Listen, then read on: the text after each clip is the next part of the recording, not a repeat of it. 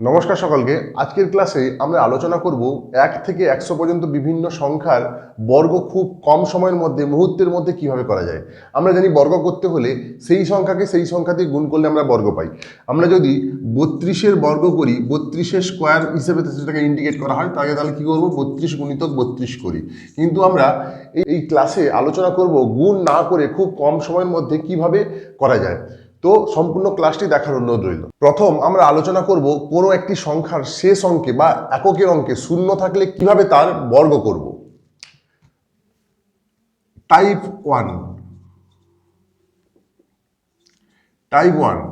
শূন্য এককের অঙ্কে শূন্য থাকলে, তাহলে যদি ধরি 30-এর স্কোয়ার কিভাবে করব আমরা, এটা একদমই সহজ। শেষে শূন্য রয়েছে, অর্থাৎ এককের অঙ্কে শূন্য রয়েছে। আমি কি করব, শূন্যের স্কোয়ার যেহেতু বলা আছে, তাই আমি এখানে যত শূন্য থাকবে তার ডবল সংখ্যক শূন্য লিখব। এখানে একটা শূন্য রয়েছে, তার দুটো শূন্য লিখলাম। এবং এই দশকের অঙ্কে যে 3 রয়েছে, এই 3-এর বর্গ করব। 3-এর বর্গ কত হয়? 900 হয়ে গেল সহজে। একই রকম যদি আমি 40-এর বর্গ করি, কি করব, এখানে একটি শূন্য রয়েছে, এই শূন্যকে তার ডবল সংখ্যক শূন্যে পরিণত করবো, মানে দুটি শূন্য হবে। এবং 4-এর বর্গ করবো, 4×4 = 16 হয়ে গেল। একই রকম যদি আমি 70-এর বর্গ করি, 70-এর স্কোয়ার, 70-এর বর্গ করলে কি করব, এখানে একটি শূন্য রয়েছে 7-এর পর, আমি দুটি শূন্য লিখে দেবো। যেহেতু বললাম আমি যতগুলো শূন্য রয়েছে তার ডবল সংখ্যক শূন্য, এখানে একটি শূন্য রয়েছে, দুটো শূন্য লিখে দিলাম। 7-এর স্কোয়ার কত হবে? 49 হয়ে গেল। খুব সহজে হয়ে যাচ্ছে, কোনো গুণ করার কোনো প্রয়োজনই হচ্ছে না। ঠিক আছে। টাইপ 2 আমরা করব এটা এককের অঙ্কে যদি 5 থাকে, তখন কিভাবে করব। আমি যদি ধরি 35, তার স্কোয়ার করলাম। এটার নিয়ম হচ্ছে এই 5 যে রয়েছে এককের অঙ্কে তার বর্গ করব। 5-এর বর্গ কত? 5 গুণিতক 5 = 25। এবং দশকের অঙ্কে যে অঙ্কটা রয়েছে তার পরের সংখ্যা কত? তার পরের সংখ্যা হচ্ছে 4। 3-কে 4 দিয়ে গুণ করবো, 12। এইভাবে কিন্তু হবে, প্রত্যেক ক্ষেত্রে কিন্তু একই রকম হবে। আমি যদি 45, তার স্কোয়ার, 45-এর স্কোয়ার করলে একই রকম। এখানে 5 রয়েছে, 5-এর বর্গ করবো। 5-এর বর্গ কত? 25 লিখে দিলাম ডান দিকে। এবং 4-এর পরের সংখ্যা 5, 4-কে 5 দিয়ে গুণ করবো, কত হবে? 20, 2025। একই রকম একটু যদি বড় নিই আমি, 75-এর স্কোয়ার করলে কত হবে? 75-এর স্কোয়ার করলে হবে 5-এর প্রথম বর্গ করবো, 5-এর বর্গ করলে হচ্ছে 25। তারপর 7-এর পরের সংখ্যা কত? 7-কে 8 দিয়ে গুণ করবো, 7-এর পরের সংখ্যা 8, 7 8 56, 5625। একই রকম আমি যদি 95-এর বর্গ করি, 95 স্কোয়ার, তাহলে কি হবে? 5-এর পরের সংখ্যা, 5-এর বর্গ কত হয়? 25। এবং 9-এর পরের সংখ্যা, 9 10 90। এইভাবে কিন্তু প্রত্যেক ক্ষেত্রে যে সমস্ত অঙ্কে এককের অঙ্কে 5 থাকবে, এইভাবেই কিন্তু বর্গ করা হয়। এরপর আমরা আলোচনা করব 40 থেকে 60-এর মধ্যে সংখ্যাগুলোর বর্গ কিভাবে সহজে করা যায়। আমি যদি 40 থেকে 60-এর মধ্যে একটা সংখ্যা, আমরা জানি 40 থেকে 60-এর মাঝখানে একটা সংখ্যা কি জানি আমরা? 50। 40 থেকে 60-এর একদম মাঝখানে যেটা রয়েছে 50, 50-এর বর্গ কত হয়? আমরা জানি শূন্য থাকলে কি করতে হয়, দুটো শূন্য বসিয়ে দিলাম, 5 5 25, 2500। এই 25টাকে আমাকে এই 40 থেকে 60-এর সংখ্যার মধ্যে, 40 থেকে 60-এর মধ্যের সংখ্যাগুলোর বর্গ করতে হলে এই 25 সংখ্যাটাকে আমাকে একটু লক্ষ্য রাখতে হবে। কেন আমি বলে দিচ্ছি, দেখো এখানে যদি আমি একটা সংখ্যা আমি 48 নিই, সেই সংখ্যা আমি বর্গ করলাম। কিভাবে করব? প্রথম দেখতে হবে এই 48 সংখ্যাটা 50-এর চেয়ে কত কম। 50-এর চেয়ে 2 কম। এই যে 2 সংখ্যাটা, এই 2টা এই 25 থেকে বাদ দিয়ে দেবো। 25 থেকে বাদ দিলে কত হয়? 23। এবং এই 2-এর বর্গ করে লিখবো এখানে। 2-এর বর্গ কত হয়? 4। এবং এখানে শেষে কিন্তু দুটো অঙ্ক বসবে, 0 4 লিখতে হবে। তাই এখানে 2 2 4 হলো, 4 বলতে তো 0 4ও লেখা যায়, কিন্তু শেষ অঙ্কে 4 লিখবো, তাহলে এখানে ফাঁকা থাকবে, এখানে তাহলে 0 বসাবো। একই রকম যদি আমি 43-এর বর্গ করি, 43-এর বর্গ করলে কি হবে? আমরা জানি কি 43 50-এর চেয়ে কত ছোট বা কত কম? 7 কম। এই যে 7টা আমি 25 থেকে বাদ দেবো। 25 থেকে 7 বাদ দিলে কত হয়? 18। ওকে। এবং 7-এর বর্গ করব, কত হবে? 7 7 49 হয়ে গেল উত্তর। একই রকম যদি আমি করি 46 বর্গ করলাম, তাহলে 46টা দেখবো কি 46 50-এর চেয়ে কত ছোট, 4 ছোট।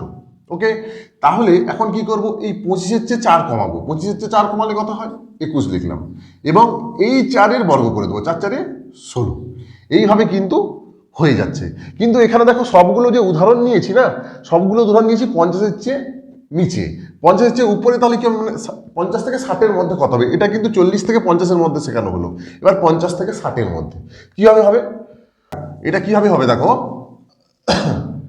আমি যদি নিই 52 স্কোয়ার, এখানে দেখবো কি, সেখানে দেখেছিলাম 50-এর চেয়ে কত কম, এখানে দেখবো 50-এর চেয়ে কত বেশি, 50-এর চেয়ে এটা 2 বেশি, 52টা।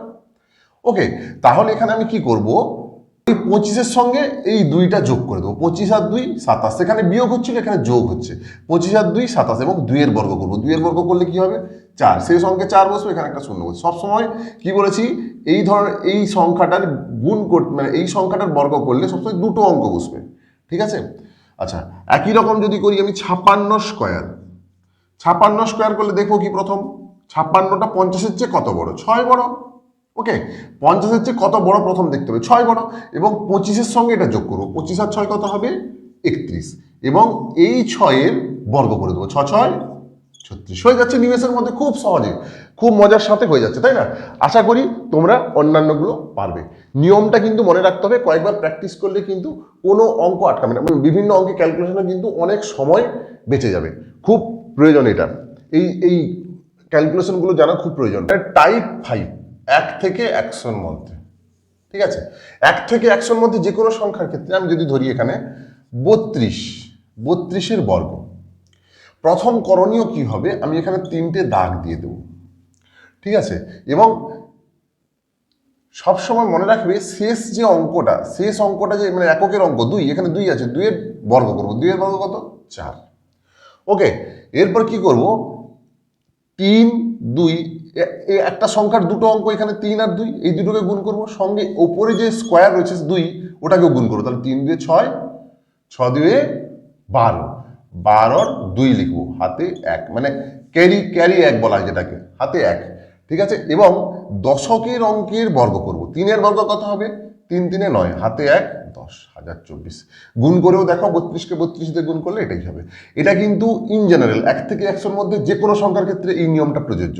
আমি এতগুলো যে নিয়ম করলাম সেইগুলোর ক্ষেত্রেও কিন্তু প্রযোজ্য, 40 থেকে 60-এর মধ্যে সংখ্যার ক্ষেত্রেও কিন্তু প্রযোজ্য। 40 থেকে 60-এর মধ্যে একটা সংখ্যা যদি নিই 47-এর বর্গ কত হবে, একই রকম বললাম কি 3টে দাগ টেনে দেবো, কি করবো দিয়ে 7 7-এ, মানে যেহেতু এখানে এককের অঙ্কে 7 আছে, 7-এর বর্গ করবো, 7 7 49-এর 9, হাতে 4, ঠিক আছে। এরপর কি করবো, 4 7 2 গুণ করবো, 7 4 28, 28 2 56, 56 আর 4 যোগ করলে 60, 60-এর 0, হাতে 6। এরপর কি করব, 4-এর বর্গ করব, 4-এর বর্গ কত হবে, 4 4 16, সঙ্গে 6 যোগ করবো, 16 6 22। এগুলো এই নিয়মটা মেনে চলছে, ঠিক আছে, কিন্তু 40 থেকে 60-এর নিয়মটা প্রয়োগ করলে সহজে আরো তাড়াতাড়ি হয়ে যাবে, তাই না। তো এটা হচ্ছে নিয়ম। এরপর যারা কষ্ট করে অন্যান্যগুলো প্র্যাকটিস করবে বা মনে রাখবে না, তারা কিন্তু এইভাবে করতে পারে, ঠিক আছে। আর যদি করি এখানে 63 স্কোয়ার, একই রকম কি করব, 3টে দাগ দিয়ে দিলাম, 3 3 9, কেন 3-এর বর্গ করলাম, শেষ অঙ্কটার বর্গ করলাম 9। ওকে, এরপর দুটো অঙ্ক গুণ করব, 6 3 18, ওপরে 2 আছে, 36, 36-এর 6, হাতে 3, দশকের অঙ্কের বর্গ করব, 6 6 36, আর 3 যোগ করবো 39, হয়ে গেল অ্যান্সার। খুব মজা, তাই না, খুব মজার সাথে অঙ্কগুলো হয়ে গেল। আশা করি এরপর থেকে সকলে এই পদ্ধতি অবলম্বন করে কিন্তু যে কোনো জায়গায় ক্যালকুলেশন এইভাবেই করবে, গুণ করার কোনো প্রয়োজন হবে না, ঠিক আছে। আশা করি ক্লাসটি থেকে সকলে উপকৃত হলে। আজকের মতো ক্লাসটি এই পর্যন্ত, পরের ক্লাসে আবার দেখা হচ্ছে, নমস্কার।